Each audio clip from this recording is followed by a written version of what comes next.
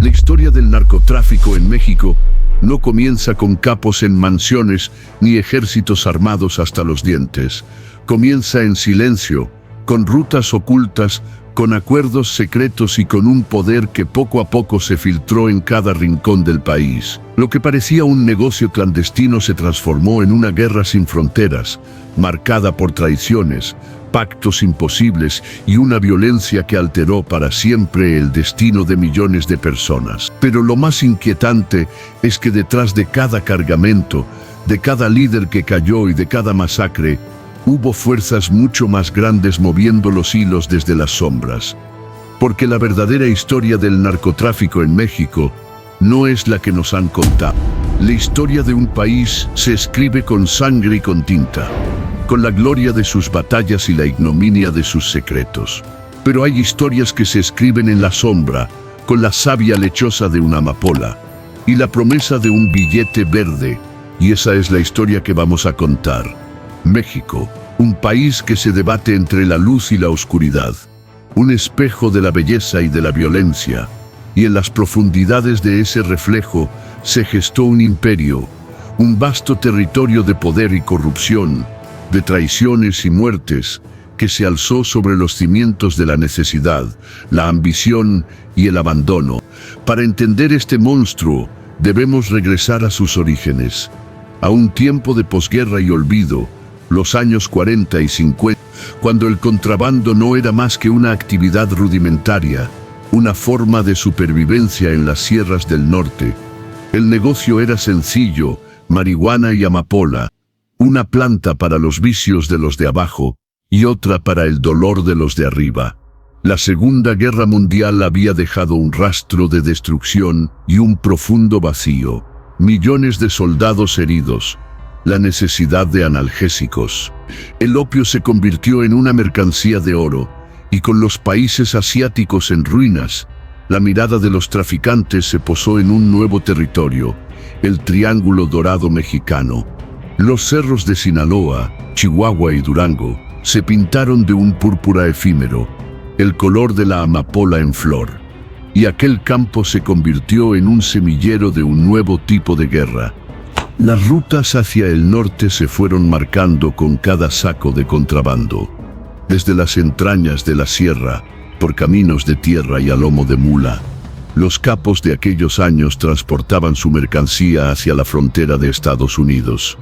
Era un negocio familiar, operado por hombres de palabra y código de honor, que pronto se darían cuenta de una verdad universal. Para que el negocio prosperara, la complicidad era tan vital como la misma cosecha. Fue entonces cuando las primeras alianzas se gestaron, en las alcaldías polvorientas, en las delegaciones de policía. Se tejieron los primeros hilos de una red que hoy parece inquebrantable.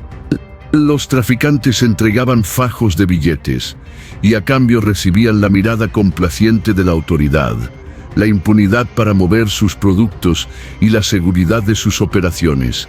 Lo que en un inicio era un soborno discreto, se convirtió en una cuota, en una sociedad y finalmente en un pacto de sangre.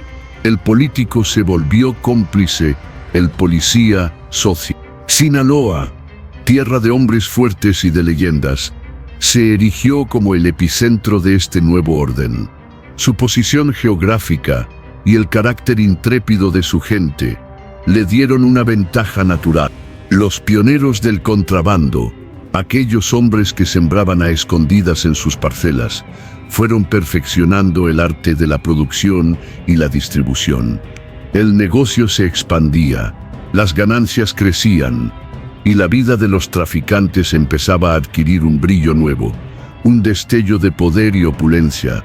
Sin embargo, aquel contrabando artesanal estaba a punto de quedar obsoleto.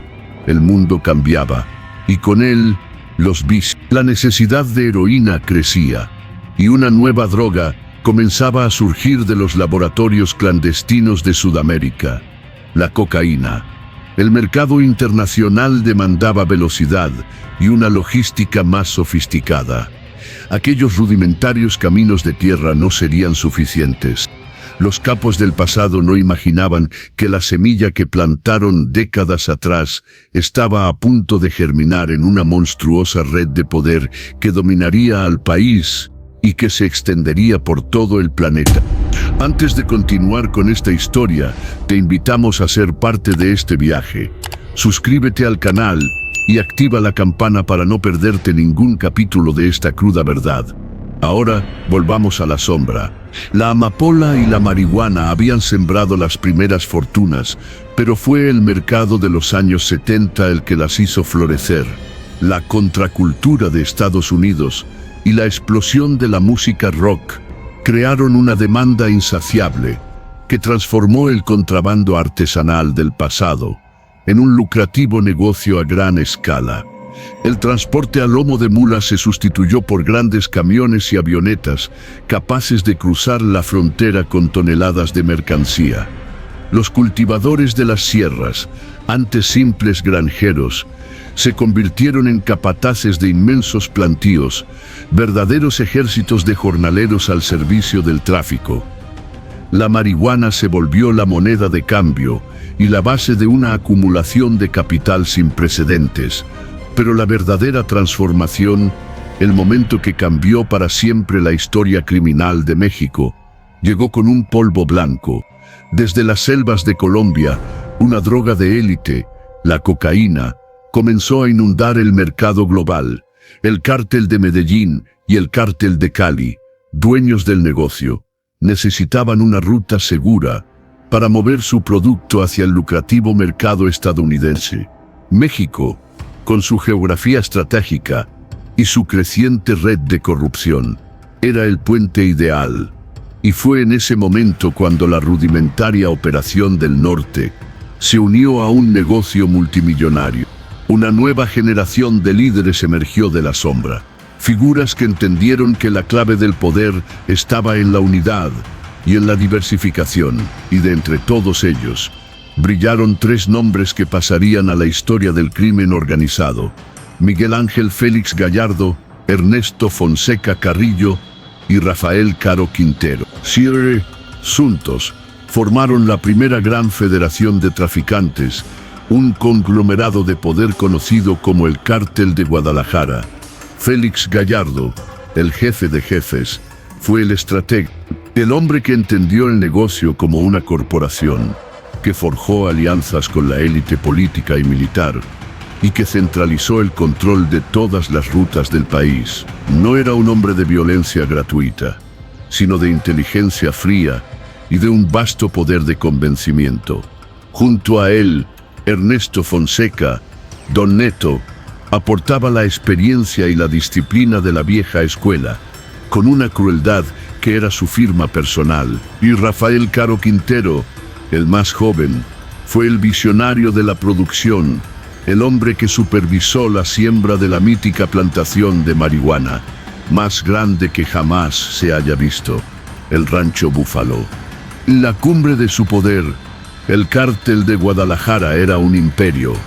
Tenían el control absoluto del tráfico, la protección de las más altas esferas del gobierno y la audacia de operar con total impunidad.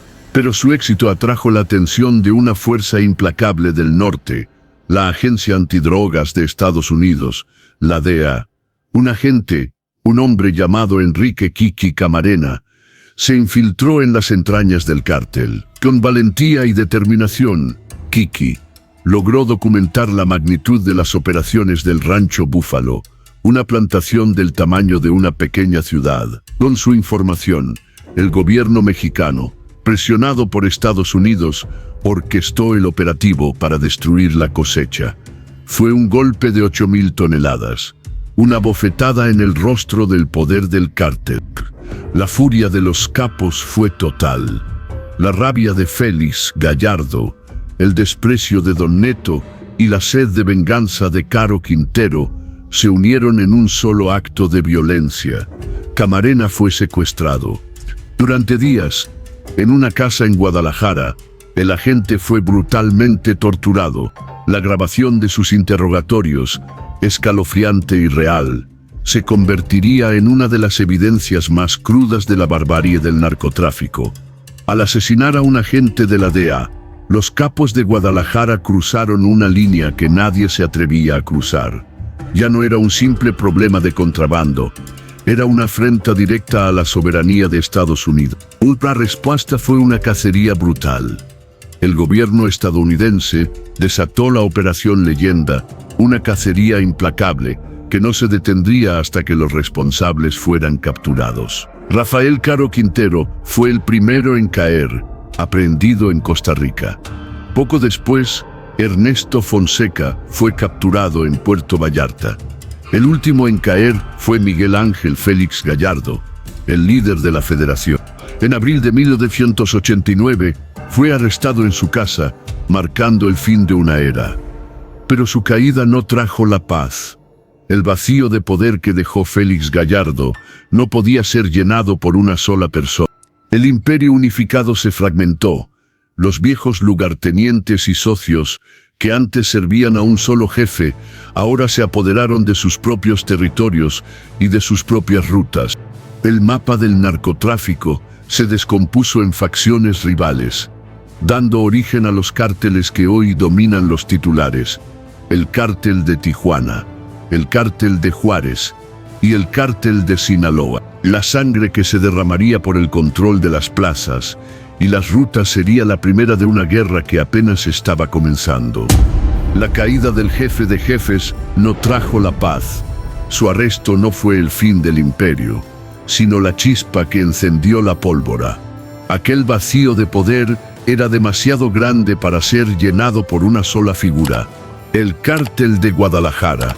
El gran emporio que Félix Gallardo había construido se desmembró en un caos de ambición y traición.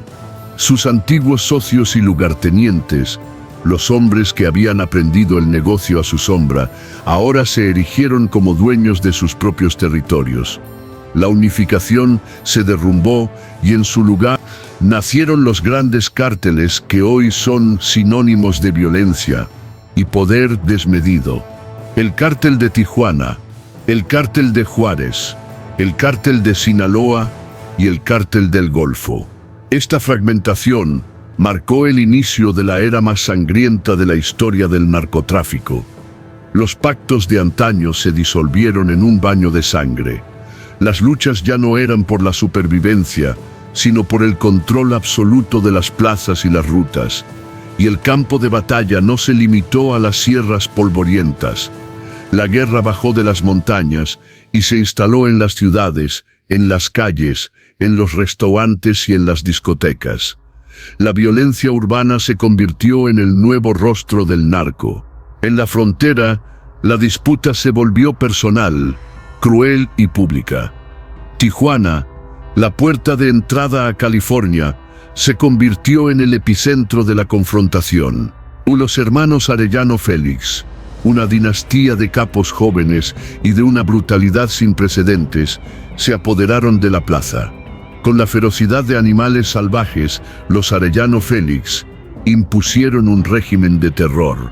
Sus sicarios, los narcojunios provenientes de la clase alta, eran una nueva estirpe de asesinos, despiadados y sin códigos. Su guerra contra el cártel de Sinaloa, por el control del corredor de Tijuana, fue una sucesión de masacres, asesinatos a plena luz del día y cuerpos abandonados en las calles. La ciudad se estremecía con cada ráfaga de AK-47, y el miedo se instaló en el corazón de la gente.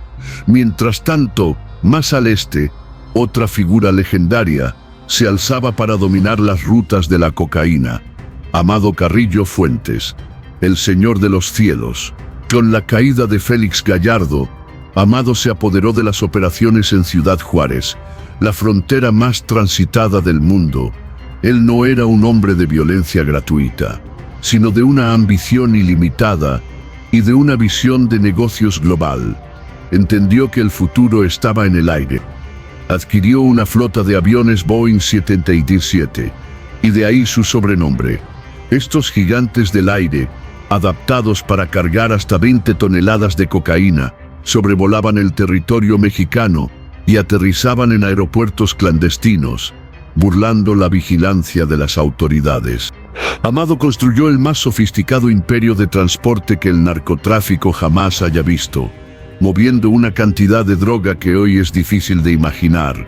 Pero si había un hombre que heredó y superó la audacia de la vieja escuela, ese era Joaquín El Chapo Guzmán. Originario de La Tuna, Sinaloa, El Chapo había sido un lugarteniente de Félix Gallardo y el ejecutor de las órdenes más difíciles. Con la federación rota, él y sus socios, Ismael El Mayo Zambada y Juan José Esparragoza, El Azul, se hicieron con el control de las rutas del Pacífico.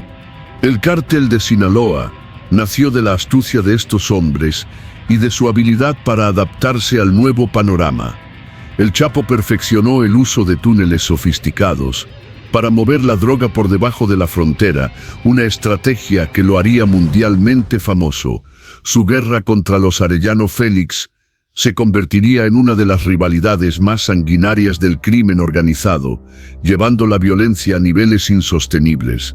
Una noche en una discoteca de Puerto Vallarta, El Chapo fue víctima de un atentado que terminó con la vida de varios de sus socios, un evento que encendió la llama de una guerra sin cuartel que duraría décadas. Y en el noreste, el Cártel del Golfo, liderado por Juan García Ábrego, forjó su propio camino a través de la intimidación y una eficiente estructura criminal. García Ábrego fue el primer capo mexicano en aparecer en la lista de los más buscados del FBI, y su captura en 1996 fue el primer gran golpe del gobierno contra un líder de cártel. Pero su caída, al igual que la de Félix Gallardo, solo demostró que el negocio era más grande que cualquier hombre.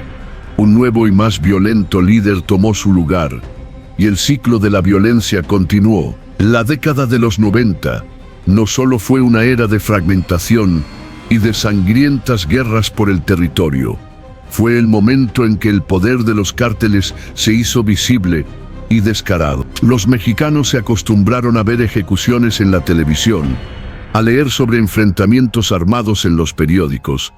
La sociedad se polarizó y la impunidad se convirtió en la norma. Las autoridades, atadas por la corrupción o simplemente superadas por la magnitud del problema, no lograban contener la marea de violencia.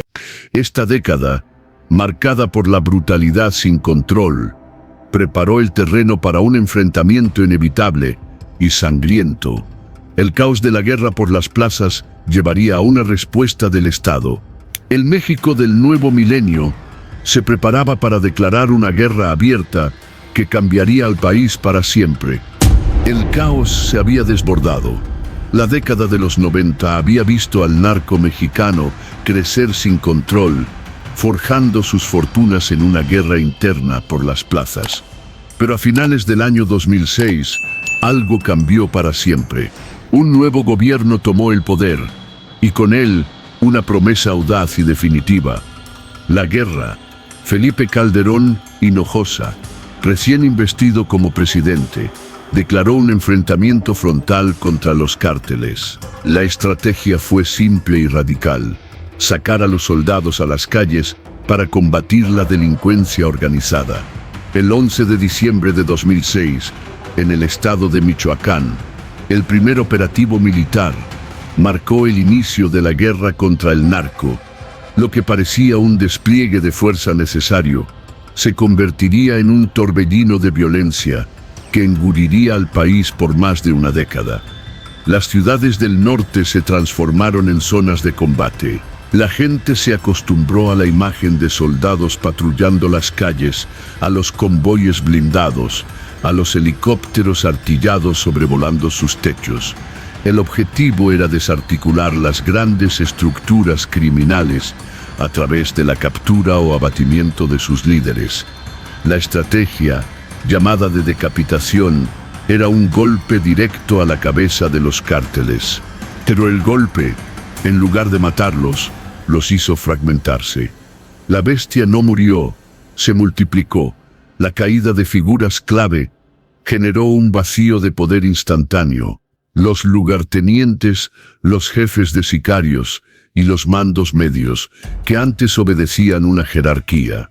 Ahora se lanzaron a la conquista de sus propios territorios. Los grandes cárteles se partieron en pedazos más pequeños, más violentos y más impredecibles. Ya no se trataba de mover toneladas de droga, sino de controlar cada esquina, de extorsionar a los negocios locales y de aterrorizar a la población para imponer su ley. La violencia ya no era una herramienta para el negocio, se había convertido en el negocio mismo.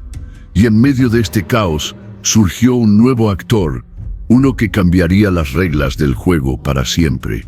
Los Zetas, nacidos de las entrañas del ejército mexicano, ex soldados de élite, desertores de un grupo de fuerzas especiales, que habían sido entrenados por los Estados Unidos. Los Zetas eran la perfecta máquina de guerra. Su formación militar y su disciplina de comandos los convertía en una fuerza imparable. Inicialmente, operaron como el brazo armado del Cártel del Golfo, protegiendo a su líder, Osiel Cárdenas Guillén. Pero con la captura de Cárdenas en 2003, los Zetas comenzaron a ejercer su propio poder. La traición fue inevitable. La guerra entre el Cártel del Golfo y los Zetas fue un capítulo de terror en la historia de México. Las batallas se libraron en las calles de Tamaulipas, Nuevo León y Veracruz. Los Zetas introdujeron un nivel de crueldad nunca antes visto: decapitaciones, desmembramientos y el uso de técnicas de tortura y terrorismo psicológico. Su marca era el miedo. Se expandieron por el país como una plaga, incursionando en la extorsión de negocios, el robo de hidrocarburos y lo más atroz de todo, el tráfico de personas. Las consecuencias sociales fueron devastadoras. La población civil, atrapada en el fuego cruzado, se convirtió en víctima colateral y en objetivo directo. Miles de familias huyeron de sus hogares, abandonando sus tierras y sus pertenencias para salvar la vida. El fenómeno del desplazamiento interno creció a una escala alarmante, y con la violencia llegaron las desapariciones forzadas. La gente comenzó a desaparecer en las carreteras, en las plazas públicas, en sus propias casas. Las fosas clandestinas se multiplicaron, revelando el horror de una guerra silenciada y de un genocidio invisible. El miedo se convirtió en un ingrediente más de la vida diaria. La confianza en las instituciones se desvaneció, y el gobierno, a pesar de sus esfuerzos militares, parecía incapaz de contener la marea. Los enfrentamientos entre soldados y sicarios eran una noticia cotidiana, y las cifras de muertos y desaparecidos se volvieron estadísticas abstractas, que solo ocultaban el profundo dolor de las familias. La sociedad se polarizó entre los que defendían la estrategia y los que clamaban por la paz. El país se sumergió en una pesadilla, pero la mayor tragedia de la guerra contra el narco fue que no logró su objetivo principal. Al perseguir a los líderes y fragmentar a los cárteles, el gobierno no los destruyó.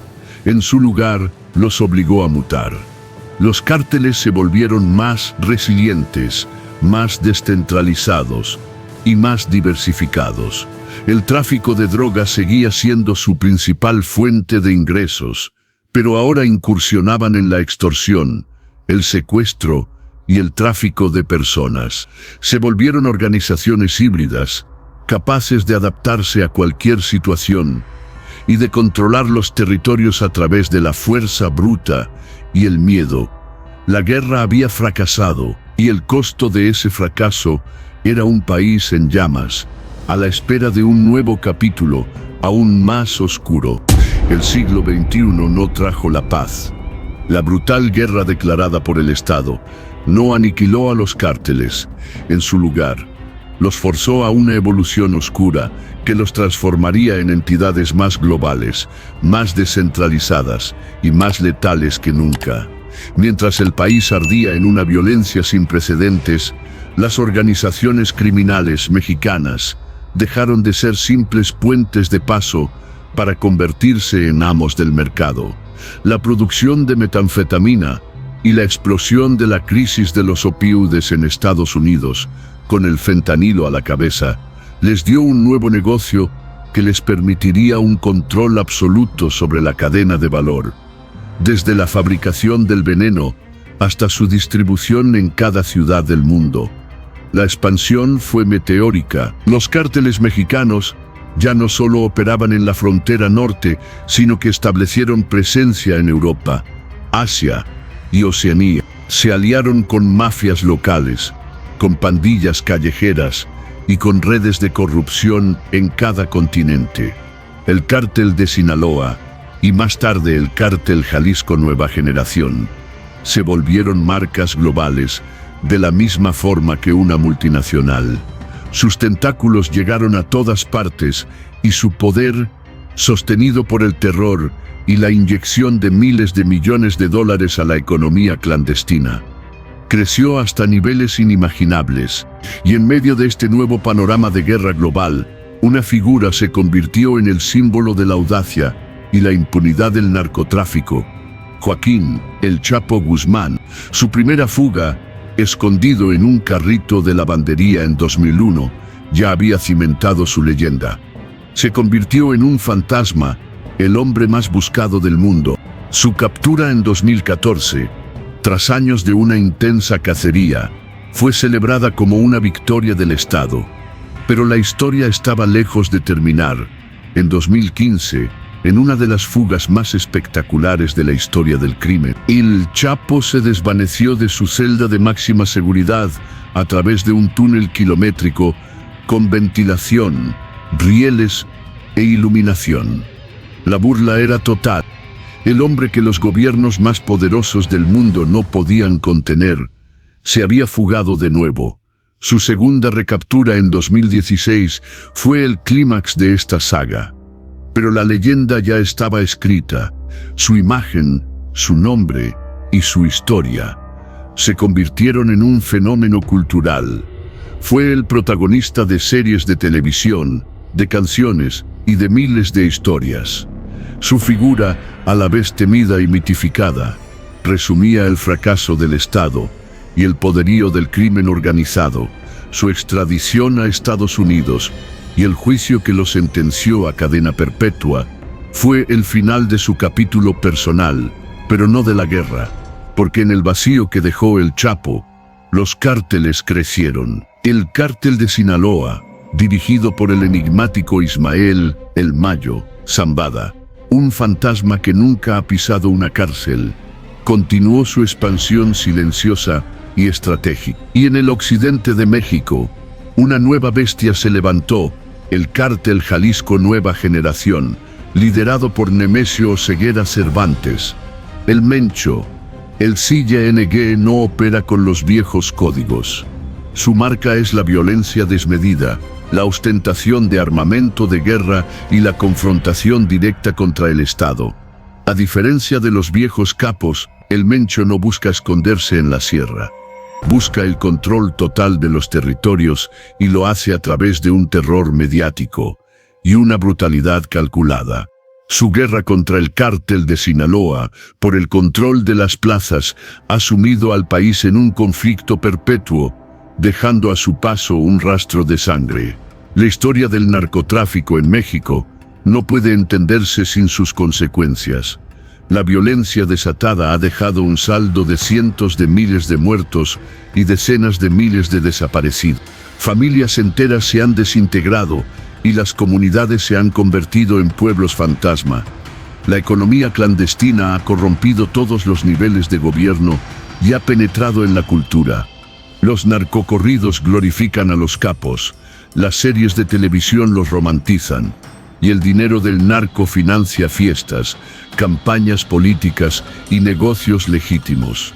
El narcotráfico ya no es solo un problema de seguridad, es un problema sistémico que ha devorado el tejido social del país, desde la semilla de la amapola en los campos de Sinaloa hasta los laboratorios de fentanilo en las calles de Tijuana. La historia del narcotráfico es una crónica de ambición, poder, violencia y traición. Lo que comenzó como un contrabando rústico se transformó en una empresa global que ha desafiado a los gobiernos más poderosos y que ha cobrado un costo humano inimaginable. Pero la historia no termina aquí. El fentanilo sigue fluyendo, los capos siguen operando y los territorios siguen en disputa. La guerra que el Estado declaró no se ganó, los cárteles se adaptaron y ahora son más fuertes que nunca. La pregunta permanece en el aire, una sombra que se cierne sobre el futuro de México. ¿Quién ganará la batalla por el alma de la nación?